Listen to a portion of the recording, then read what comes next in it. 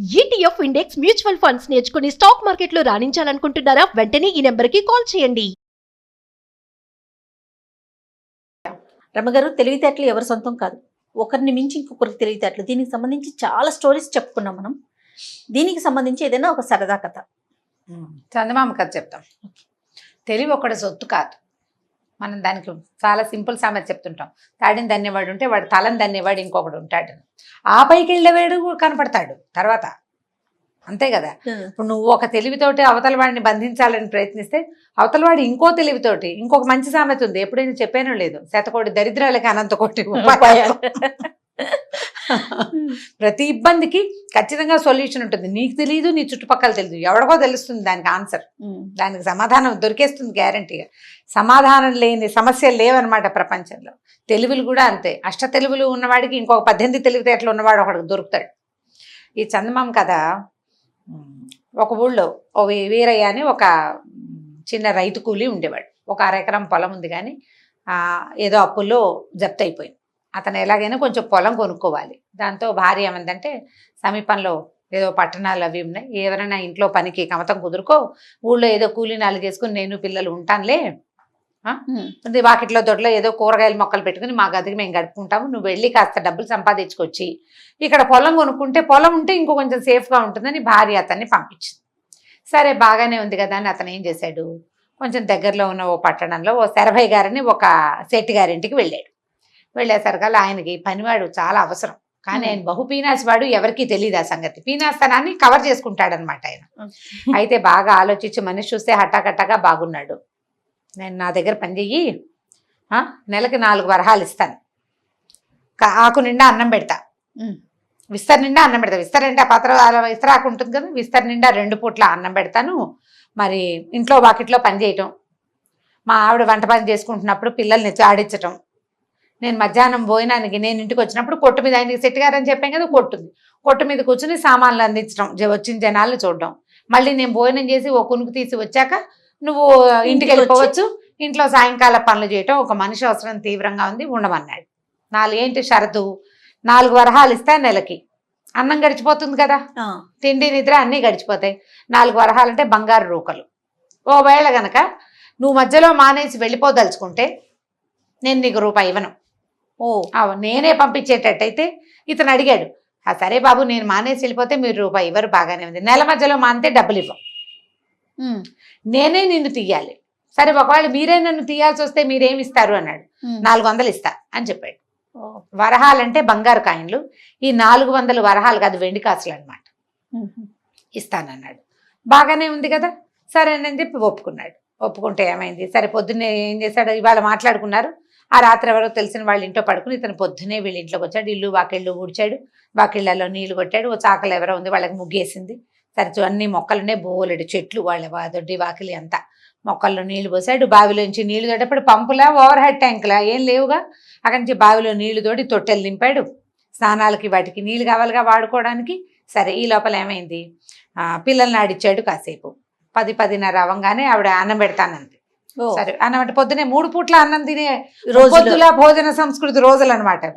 సరే, ఈయన ఏం చేశాడు, విస్తరేసుకుని కూర్చున్నాడు. ఆవిడ ఏం చేస్తుంది, పొడి ఆడుతున్న అంత గిన్నెతో అన్నం తెచ్చి విస్తర నిండా చల్లింది. తెల్లబోయాడు ఇతను. ఈ నిండా చల్లిన దాన్ని దగ్గరికి జరిపితే ఎంత అవుతుంది, అంత వస్తుంది. ఈ ముద్ద ఎలా చాలుతుంది, పిల్లలకే చాలదు, పెద్దవాడు, పైగా బలశాలి, పనిమంతుడు, ఆహారం బాగా కావాలి, పైగా స్నాకింగ్లు అవి ఉండే రోజులు కావవి, అన్నమే అన్నం అంటే ఇది లెక్క, ఇది ఎలా చాలుతుంది. అక్కడి నుంచి ఏం చేయాలి, మళ్ళీ అడగడానికి మొహమాటం వేసింది. ఓ ఆవిడ ఇంతో పచ్చడేసింది, ఆకు నిండా అన్నం జల్లేసింది, వెళ్ళిపోయింది. దాన్ని మెల్లిగా దగ్గర జరుపుకున్నాడు. ఇంత ముద్ద తిన్నాడు. కిరకిర అంటుంది పొట్టలో, ఏం చేయాలో తెలియలే. సరే, మధ్యాహ్నం అయింది, వెళ్ళి శెట్టి గారిని భోజనానికి పంపించింది. కొట్టుకు వెళ్ళాడు, కొట్టులో కూర్చున్నాడు. సరే, వస్తువులు ఏవో అందించాడు. ఎవరో కొంతమంది వచ్చారు, వాళ్ళకి అంటే కొనుక్కోవడానికి వచ్చిన వాళ్ళకి చూశాడు, ఆ డబ్బులు అది పక్క పెట్టాడు. 3 గంటలకి శెట్టి గారు వచ్చాడు. సరే, రాత్రికి ఏమైనా పెడతారేమో చూద్దాం అనుకున్నాడు. సరే, చీకటి పడ్డాక విస్తరేసుకుంటే మళ్ళీ ఆవిడ విస్తరలో పొడిలాడుతున్న అన్నం చల్లేసి వెళ్ళిపోయింది. అది కూడా జరిపితే ఇంత వచ్చింది. ఒక రోజంతా పొద్దునింత సాయంత్రం ఇంత తింటే ఒక మనిషి ఉండగలడా, ఆకలికి శోష వచ్చేస్తుంది. మర్నాడు పొద్దున ఏమన్నాడు, శెట్టి గారి పొద్దునే కనపడ్డప్పుడు ఆయన చెప్పాడు, వేరే చెప్పాడు, బాబు అన్నం సరిపోవట్లేదండి, మరి ఇంత అన్నం నాకు ఎట్లా చాలుతుంది? అదేమిటి, అదేగా షరతు, విస్తర్ నిండా అన్నం పెడతా ఉన్నాం, విస్తర్ నిండిందా లేదా? పని చేస్తే చేయలేతే మానేసేయి, నీ అంతట్లో మానేస్తే పావులు ఇవ్వని అన్నాడు. ఒకరోజు పని చేశాడు, అసలు ఇక్కడి నుంచి ఎలా వెళ్ళాలో అతనికి అర్థం కాలేదు. సరే ఏమనుకున్నాడంటే వీళ్ళ సంగతి చూద్దామని ఆ పూటకు ఊరుకున్నాడు. మధ్యాహ్నం కొట్టుకెళ్ళాడు కదా, కొట్లో కూర్చున్నాడు. కొట్లో కూర్చున్నప్పుడు ఏం చేశాడు, ఆ సెట్ గారు ఈ వస్తువు 10 రూపాయలు, ఈ వస్తువు 8 రూపాయలు అలా రేట్లు చెప్పాడు. ఎక్కువ రేటుకి తక్కువ రేటుకి ఎక్కువ వస్తువులు ఇచ్చేసాడు వాళ్ళకి. ఆ కొట్లో బెల్ల ముక్కలు, ఖర్జూర పళ్ళు అవి ఇవి కనపడితే కాసిన పళ్ళు తినేసాడు. మరి ఏం చేస్తాడు? నువ్వు దొంగతనాన్ని ప్రోత్సహించినట్టే అయింది. అక్కడి నుంచి సాయంకాలం ఇంటికి వచ్చాక ఆవిడేమో అమ్మగారు పిల్లలు ఏడుస్తున్నారు, వీళ్ళని కాసేపు ఆడించమని ఏవో చిరుతిళ్ళు పెట్టి పిల్లల్ని ఇతని చేతికి అప్పచెప్పింది.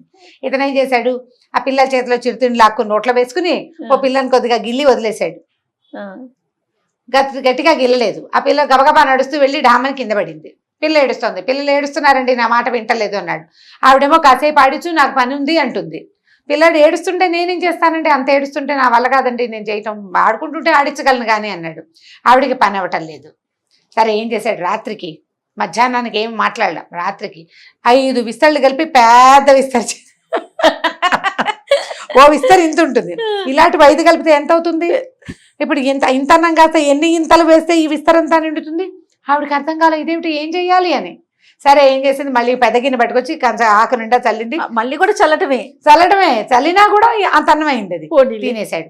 అక్కడి నుంచి భర్తకు చెప్పింది, ఏమండి వాడు తెలివితేటలు, వాడు పెద్ద విస్తర వేసుకున్నాడంటే ఈ సెట్ గారు అన్నాడు, ఏమిటో నీ తెలివి, 5 విస్తరలు కలిపి ఇంత పెద్ద విస్తర వేసుకున్నావుట, ఇంత పెద్ద పెద్ద విస్తరలు అయితే మాకు కుదరవన్నట, మీరు విస్తర అన్నారు, పెద్దదా చిన్నదా అనలేదు కదా, అయ్యింది. ఇక ఏమి చేయలేకపోయాడు. కొద్ది రోజులు గడిచినాయి, ఆయనకి విసుగ్గానే ఉంది. సెట్ గారికి పొమ్మంటే డబ్బులు ఇవ్వాలి, 400 వెండి వరహాలు ఇస్తానని ఒప్పుకున్నాడు. అక్కడి నుంచి దొడ్లో వాకిట్లో బోలెడని మొక్కలు ఉన్నాయి కదా, ఏం చేసేవాడు, మొక్కల్లో ఒక 4 బొక్కెలు తోడి తలా ఒక గ్లాసు మొక్కల్లో నీళ్లు పోసాడు. నీళ్లు పోయాలి, మొక్కలు మామూలుగా అన్ని మొక్కలు తడవాలంటే వాడు 100 చేదలు తోడితే కానీ నిండవు. 4 చేదలు తోడడం, గ్లాస్ ఎత్తి పోయటం. అక్కడ ఇదేమిటో మొక్కలన్నీ వాడిపోతున్నాయి, నువ్వు నీళ్ళు పోయట్లేదంటే ఇలా రండని సెట్ గారిని ఉంచి ఆయన వేలిని మట్టి మొక్క మొదట్లో కూర్చాడు. తడిగా ఉంది, మొక్క మొదట్లో పోసాడుగా నీళ్ళు, ఇన్ని అక్కడ తడిగానే ఉంది. తడింది చూసారా, నేను పోస్తున్నాను, మేము మట్టే మంచిది కాదో మీ నీళ్ళే మంచివి కాదో నాకేం తెలుసండి, నీళ్ళు పోయమన్నారు పోసాను, చూడండి కావాలంటే తడి. ఇప్పుడు ఏం చెయ్యాలి, గట్టిగా పోట్లాడితే చుట్టుపక్కల వాళ్ళు చేరతారు, డబ్బులు ఇవ్వాలి, వెళ్ళిపోతే డబ్బులు ఇవ్వాలి 400. దాంతో సరిగా ఎలాగోలా భరించారు. ఇంతలో ఏమైంది, సెట్ గారి అత్తవారి ఊరి నుంచి ఓ ఉత్తరం వచ్చింది, అక్కడ ఏదో వ్యవహారం ఉంది ఈయన రమ్మని. ముందు అందరూ వెళ్దాం అనుకున్నారు, మళ్ళీ ఏమనుకున్నారంటే ఇంతమంది ఎందుకు, వీడున్నాడుగా వీరయ్యని తోడు తీసుకెళ్ళచ్చు అనుకున్నారు. ఆవిడ ఏం చేసింది, ఆయన గుర్ర బండిలో బయలుదేరాడు. బండి తోలడానికి వీరయ్య, మళ్ళీ బండి వాడికి డబ్బులు ఇవ్వద్దు, వాడిని కాకుండా వీడినే తోలమన్నారు. సరే బాగానే ఉంది. ఆవిడ ఏం చేసింది, ఆయన తినటానికి కుడుములు పులిహార పొట్లం కట్టింది భర్తకి. ఈ పొద్దున ఈ ఊరు నుంచి ఆ ఊరు వెళ్ళాలి కదా, మధ్యాహ్నం తినడానికి ఎక్కడో చెరువు దగ్గర ఆగుతారు, అక్కడ భోజనాలు చేస్తారు. వీడికేమో ఓ ఇంత చద్దెనో ఓ పచ్చడి పెట్టి వాడికి ఓ మూట కట్టించింది. ఇతనేం చేశాడు, ఆ బండిలో ముందు కూర్చున్నాడు కదా, ఆ బండిలో ఉన్నంత సేపట్లో ఈయనేమో బండి కుదుపుకి అయ్యగారు నిద్రపోతుంటే ఆ పైన కుడుములన్నీ తీసుకుని తినేశాడు అతను. పులిహార ఉంది పొట్లం. అక్కడికి వెళ్ళాక ఏం చేశాడు, ఆయన చెరువులో కాళ్ళు చేతులు కడుక్కొచ్చే లోపల ఈ పొట్లం ఊడదీసి గుర్రం దగ్గర పెట్టాడు. గుర్రం పక్కన పెట్టాడనమాట. పెట్టేసరికల్లా చెయ్యి అన్నాడు ఆయన వచ్చేసరికి. అయ్యగారు కుడుములో ఏవో పెట్టారండి అమ్మగారు, అవన్నీ గుర్రం తినేసిందండి అన్నాడు. అనేసరికల్లా ఆయన అన్నాడు, అయ్యో గుర్రం తినేయటం ఏమిట్రా, ఇప్పుడు నేనేం తిన్ను, గుర్రం ఎంగేలు చేసిందాన్ని నేను ఎలా తింటాను అన్నాడు. పోన్లేండి అమ్మగారు నాకు సర్ది మూట కట్టించారు, అది తిందానులేండి అన్నాడు. అనేసరికి చిచ్చి చద్దన్నం ఎలా తింటానురా అంటే, నేను తింటానులేండి, నాకు గుర్రం ముట్టినా ఇబ్బంది లేదని పులిహార పొట్లము తినేశాడు, తను చద్దన్నము తినేశాడు, హాయిగా కడుపులో చల్లగా ఉంది. ఈయనకేమో ఎలకలు పరిగెడుతున్నాయి కడుపులో. సరే ఏమన్నాడు, అయ్యగారు ఓ పని చేద్దామండి, మీరు బండిలో విశ్రాంతి తీసుకోండి, మీకు ఎలాగో ఓపిక లేదు, నేను గుర్రం వేసుకెళ్తాను, గుర్రం వేసుకుని మీ అత్తగారి ఇంటికి వెళ్ళి మీరు రాగానే మీకు భోజనం ఏర్పాట్లు, మీరు వెళ్ళాక వాళ్ళు అవి ఇవి చేసి కాకుండా వెళ్ళగానే అన్నం పెట్టేటట్టుగా ఏర్పాటు చేసి వస్తానండి అన్నాడు. బాగా వెళ్ళాలి, ఒక 4 కిలోమీటర్లు. సరే ఈయనేమనుకున్నాడు, ఎండ ఆకలిస్తోంది, సరే లేరా నేను కాసేపు పడుకుంటానని ఆ పక్కన ఏవో చెట్లు కనపడితే 2 నేరేడు పళ్ళు కనపడ్డాయి, 4 పళ్ళు తిని పడుకున్నాడు. వీడు గుర్రం వేసుకుని అత్తారింటికి వెళ్ళిపోయాడు. వెళ్ళిపోయి అస్సలు మా అయ్యగారికి ఒంట్లో బాగులేదండి, పుట్టెడు జ్వరము, ఒళ్ళు నొప్పులును, అందుకని ఆయన పాత కొర్రల బియ్యపు అన్నము చింతకాయ పచ్చడి తింటారు, ఇంకేం తినరు. పచ్చం చేస్తారు కాబట్టి మీరు ఆయన బలవంత పెట్టద్దు, మీరు పని ఉందని వచ్చారు, లేకపోతే వచ్చేవాళ్ళు కాదండి అని చెప్పాడు. చెప్పేసి వెనక్కి వచ్చేసాడు. గుర్ర బండి పూంచాడు, అయ్యగారిని ఎక్కించుకుని తీసుకుపోయాడు. ఈయన వెళ్ళేసరికి కాళ్ళు కడుకోగానే అల్లుడు గారు కుశలంగా ఉన్నారా అని అడుగుతున్నారు ప్రతి వాళ్ళు. ఏమిటి నాకేం మైరోగం వీళ్ళంతా ఇలా అడుగుతున్నారు అని వీడికి ఆశ్చర్యంగా ఉంది శెట్టి గారికి. సరే వాళ్ళు ఏదో పెడతారని చూస్తే పచ్చం కదా, మామిడి పళ్ళు ముక్కలు తరిగి బెల్లం ముక్కలు తరిగి ఏం పెడతారు ఆయనకి, పచ్చం చేస్తున్నాడు, పళ్ళ ముక్కలు అవి పెట్టకూడదు. అందుకని ఏం చేశారు, అన్నం వేడివేడిగా తయారవుతుందండి అన్నారు. చుట్టుపక్కల అందరికీ పప్పులు పచ్చళ్ళు పాయసాలు వడ్డిచ్చారు. ఈయనకు అంత కొర్రబియ్యపు అన్నము చింతకాయ తొక్కు పెట్టారు, నీళ్ళ మజ్జిగ. ఆ కొర్రబియ్యపు అన్నమే ఎక్కదు, దాంట్లో ఏ పులుసో పోసుకుంటే కొంచెం తినగలుగుతాం. ఇవాళ రేపు చాలా మంది తింటున్నారు కదా కొర్రలు అవిను, వాళ్ళకి బాగా అనుభవమే. ఒట్టిగా దాన్ని తినలేము, అసలు మహావిసుగ్గా ఉంటుంది. ఎప్పుడెప్పుడు మానేద్దామా, జీవితం మీద విరక్తి వస్తుంది. ఇందులో చింతకాయ తొక్కు అంటే, తొక్కు అంటే అందులో పచ్చిమిరపకాయలు వేసి నూరింది కాదది, పాత చింతకాయ తొక్కు. ఉప్పు మాత్రమే ఉంటుంది, ఇంకేం ఉండదు, పొల్లగా ఉప్పగా ఉంటుంది, తీగా కూడా ఉండదు. అది వేసుకుని ఆ అన్నం తిని ఆ నీళ్ల మజ్జిగ పోసుకునేసరికి ప్రాణాలు కడబట్టిపోయినాయి. ఆకలికి తలనొప్పి వచ్చేస్తోంది. ఈ అన్నం తినలేక దవడలు కూడా నొప్పి పుట్టినాయి. విసిగిపోయాడు. పోనీ అల్లుడు వస్తే ఇలాంటి మరిగి చేస్తారా వీళ్ళ మొహాలు మండా అని అత్తవారిని తిట్టుకుంటున్నాడు. ఈయనేం చేశాడు ఈ వీరయ్య, ఆయన కాళ్ళు భోజనం చేసి బయటకు వచ్చి పడకుర్చీలో కూర్చుంటే విసిరికర్ర పెట్టి విసురుతూ, అదేంటండి అయ్యగారు మీరు వస్తున్నారని చెప్తే వాళ్ళంతా పాయసాలు చేసి తినేసి మీకు ఇలాంటివి పెట్టారు, వీళ్ళకి మర్యాద ఏంటండి, వీళ్ళ పద్ధతులు ఏం బాగోలేదు, మీ అత్తారు ఇంత దుర్మార్గులని నేను అనుకోలేదండి అని 2 వాక్యాలు లెక్క తీశాడు ఆయనకి. ఇంకా అంతే, ఆయనకి మహా విసుగు పుట్టింది. పని లేదు పాటలేదు, రేపొద్దునే వెళ్ళిపోదాం రమ్మనం అన్నాడు. రేపొద్దునే వెళ్ళిపోదామని బండి కట్టుకున్నారు. ఈ అల్లుడు గారు అర్ధాంతరంగా వచ్చిన వాడు ఎందుకు వెళ్ళిపోతున్నాడో వాళ్ళకి అర్థం కాలేదు.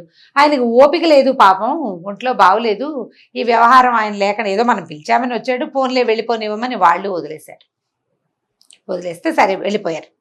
అల్లుడు గారు దారిలో తినడానికి మళ్ళీ కొర్ర బియ్యపు రవ్వతోటి చేసినంత ఉప్మా చేతిలో పెట్టారు. ఆయన దారిలో పారేసాడు దాన్ని, దిక్కుమాలి కొర్రల బియ్యం అని. సరే ఈ చెరువు దాకా వచ్చాక, అయ్యగారు మీకు అసలు ఓపిక లేదు, మీరు పడుకోండి, కాసేపు రెస్ట్ తీసుకోండి, గుర్రపు ఒళ్ళు కదిలిపోతుంది, గుర్ర బండి మీద నడువులు నొప్పులు పుడతాయి, మీకు అసలే నిన్న ఆహారం లేదు, మీరు పడుకోండి, నేను ఇంటికి వెళ్ళి అమ్మగారికి మీకు భోజనం అది ఏర్పాటు చేయించి నేను వెంటనే వచ్చేస్తాగా అని బండి గుర్రం అమ్మగారి ఇంటికి వెళ్ళాడు. ఇప్పుడు శెట్టి గారు సొంత ఇంటికి వెళ్ళిపోయి ఏం చెప్పాడంటే, అయ్యో అమ్మగారు ఏం చేయనండి, మీ అమ్మగారి ఊరి దారిలో అయ్యగారికి దయ్యం పట్టింది, ఏదో గాలి వచ్చేసిందండి, అక్కడ ఏం తినలేదు, పాత కొర్ర బియ్యం అన్నం తినొచ్చారు, ఏమీ తినలేదండి, మంచి ఆకలి మీద ఉన్నారు, రాగానే చీపురు తిరగేసి చితకొట్టేయండి ఆయన్ని, దెయ్యం పోతుంది. దయ్యం పోతుంది, అప్పుడు శుభ్రంగా అన్నం తింటారు, మీ వాళ్ళ ఇంట్లో కొర్ర బియ్యం అన్నం చింతకాయ తొక్కు వేసుకుని తిన్నారు, కావాలంటే కనుక్కోండి అని చెప్పాడు. మేఘాల మీద వెనక్కి వచ్చేసాడు. వెనక్కి వచ్చేసి అయ్యగారిని చూడగానే వలవల ఏడుస్తూ, అయ్యగారు ఏం చెప్పాలండి, మనం ఇలా గుమ్మం దిగామో లేదో, నిన్న పొద్దున్న బయలుదేరాం, అమ్మగారికి భూతం ఆవేశించిందండి, ఇంట్లో సామాన్లన్నీ విసిరేస్తోందిట, పిల్లలంతా భయపడిపోతున్నారు, పక్కిళ్ళ వాళ్ళంతా పిల్లల్ని ఆడించడానికి తీసుకుపోయారు, ఆవిడ ఒక్కతే ఉంది, వెళ్ళగానే ఏం లేదు, మన వాకిట్లో వీధుడిచే చీపురు వాకిలి గుమ్మం పక్కనే పెట్టొచ్చానండి, ఆ చీపురు తీసుకోండి, అమ్మగారిని చితకొట్టేయండి, భూతం వదిలిపోతుంది. మనం వెళ్ళేసరికల్లా ఒంటరితనంతో భూతం పట్టింది ఆవిడకి అని చెప్పాడు. ఆయన ఇదేమిటి, నాకేమో అన్నం లేదు, ఆహారం లేదు, తలకాయ నొప్పి, కడుపులో నొప్పి, కాళ్ళు నొప్పులు అన్ని బాధలుగా ఉన్నాయి, తిండి లేకపోతే ఏమిటి అన్ని జబ్బులు వచ్చేస్తాయి, అన్నం తిన్నాక సగం జబ్బులు పోతాయి. ఈయన ఏం చేశాడు, సరే మళ్ళీ బండి ఎక్కాడు, ఇద్దరు కలిసి వెళ్ళారు. ఆవిడ రాగానే కొర్ర బియ్యపన్నం చింతకాయ తొక్కు తిన్నావా అని అడిగింది. తిన్నాను అన్నాడు. అనగానే చీపురేసి కొట్టడం మొదలుపెట్టింది. ఈయన ముందే అది ఏమిటో ఆ పిచ్చి ప్రశ్నలు అడుగుతోంది ఏమిట్రా అని ఈయన చీపురు తీసుకున్నాడు. ఇద్దరు చాడు అమ్మడా కొట్టేసుకున్నారు. కొట్టేసుకునేసరి కల్లా పక్కింటి వాళ్ళ పిల్లలు లబో దీబోమని అరిచారు. చుట్టుపక్కల వాళ్ళంతా చేరారు. ఏమిటి శెట్టి గారు ఊరెళ్ళిన వాడు ఎందుకు కొడుతున్నాడు, ఇంట్లో శుభ్రంగా లక్షణంగా తిరుగుతుంది లక్ష్మీదేవల్లి, ఈవిడికేం మాయ రోగం, ఈవిడెందుకు మొగుడిని కొడుతుందో ఎవరికి అర్థం కాల. ఇద్దరిని విడదీశారు. ఆవిడ 100 ప్రశ్నలు వేశారు, ఈయన 200 ప్రశ్నలు వేసి మొత్తానికి సాధించారు. వీళ్ళకి ఏం జరిగింది అని ఇంతకీ పని మనిషి వీరయ్యే ఈ మాటలు ఎక్కించినట్టు అర్థమైంది. అందరూ వీరయ్యని పట్టుకున్నారు. ఎరా బుద్ధి లేదా, ఇంత మాట చెప్తావా, మొగుడు పెళ్ళాళ్ళు ఒకళ్ళొకళ్ళు చింతపరికలతోటి చీపులు కట్టలతోటి కొనుక్కునేలాగా చేసావు దుర్మార్గుడా అంటే, మరి ఏం చేయనండి, వీళ్ళు విస్తరి నిండా అన్నమని చల్లుతారు, ఏవి పెట్టరు, పైగా నువ్వు పని మానేసుకెళ్తే నీకు రూపాయి ఇవ్వము అని షరతులు పెడతారు, మరి ప్రపంచానికి తెలిసేలా చేయాలంటే వీళ్ళ బుద్ధి తెలియటానికి ఇలా చేశానండి అని అందరికీ తెలిసిపోయింది. అందరూ ఈయనకి గడ్డి పెట్టారు. తప్పు, ఈ పని చేయకూడదు, పని వాళ్ళతో ఏం చేయాలి, సాయిదా ఫాయిదాగా పోవాలి, వాడు నీకు సహాయం చేస్తాడు, నువ్వు వాడికి ఫాయిదా అయ్యేలాగా పనిచేయి. నువ్వు 10 రూపాయలు ఇవ్వు, కావాలంటే 15 రూపాయలు పని చేయించుకో, ఒక ముద్ద పెట్టేటప్పుడు 2 ముద్దలు పెట్టు, వాడు ఒక పని చేసేవాడు 2 పనులు చేస్తాడు. మంచి పద్ధతి కదా అని అందరూ బోధించారు. సరే ఏం చేస్తాడు ఆయన, 400 ఇస్తానని ఒప్పుకున్నాడు కాదు, 400 ఇప్పించారు ఊరంతా కలిసి. ఇంటికి వెళ్ళి 1/2 ఎకరం పొలం కొనుక్కుని హాయిగా ఉన్నాడు వీరయ్య. సూపర్. వీడి తెలివికి, శెట్టి గారి తెలివికి వీరయ్య అతి తెలివి తోడయి ఎంచక్క ఇగో ఇలా అయింది కదా, కథ కంచికి మనం ఇంటికి. చాలా బాగుంది. కానీ మామూలుగా కూడా పనిమాలతో చాలా రఫ్ గా బిహేవ్ చేయటం, ర్యాష్ గా వాళ్ళకి ఏమి పెట్టకపోవటం, ఇలాంటి సహజంగా కూడా చూస్తూ చూస్తాం. ఉంటాం. చిన్న పిల్లలతో పని చేయించుకుంటారు. ఎందుకు కొడితే నువ్వు దెబ్బలు తిన్న పిల్ల మళ్ళీ మనకి ఎలా పనిచేస్తుంది అని ఆలోచించరు. అవును. పని పిల్లల్ని కొట్టడము, పిల్లల్ని పని వాళ్ళని వేధించటము అదొక ప్రవృత్తిగా ఉంటుంది వాళ్ళకి. ఏంటంటే ఎవరో తిండి ఒకరు సరిగ్గా కొట్టేయాలి. పెట్టకపోవటం. తిండి సరిగా పెట్టకపోవటం. నువ్వు ఎలా అంటే మనతో ఉన్నవాడిని ఎంత పోషిస్తే వాడు మనకంత పని చేస్తాడనే ఇంగితం లేకపోవటం. అవును. ఒక్కొక్కళ్ళు ఇట్లా, ఇంకోళ్ళు ఇంకో రకంగా చెప్పలేము మనుషులకి మనం. రైట్ రమ్మగారు, ఇంకొక స్టోరీతో మళ్ళీ కలుద్దాం. నమస్కారం అజయ్, నమస్తే.